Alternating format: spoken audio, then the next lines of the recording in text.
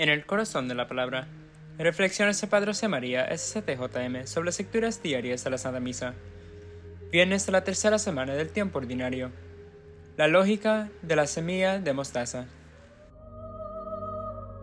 Buenos días, querida familia. Hoy en el Corazón de la Palabra, Jesús enseña que el reino de Dios es como una semilla de mostaza. Es la más pequeña de las semillas.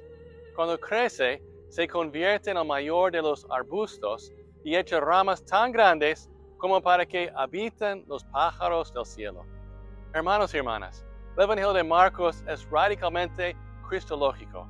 Esto quiere decir que todas las parábolas nos enseñan sobre el reino de Dios, pero sobre todo nos enseñan sobre el Rey, Cristo. En la parábola de hoy, la semilla de mostaza es Jesús. Él es concebido por obra del Espíritu Santo en el vientre inmaculado de la Santísima Virgen María.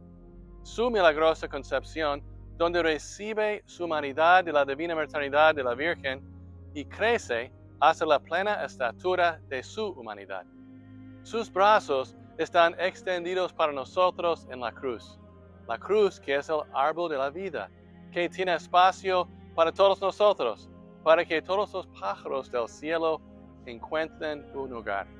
Y si esto es cierto para Cristo, quien es el Rey, entonces la semilla de mostaza es la lógica para todos nosotros que buscamos entrar a su reino.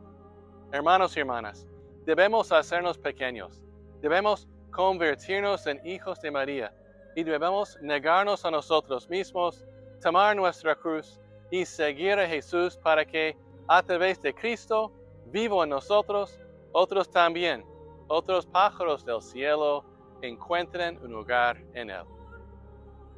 Escuchemos las palabras de Madre Della. Debemos vaciar nuestro corazón para poder hacer espacio para Cristo, para poder hacer espacio a las grandes potencialidades de amor que residen en nuestro corazón. Todo por el corazón de Jesús, a través del corazón de María.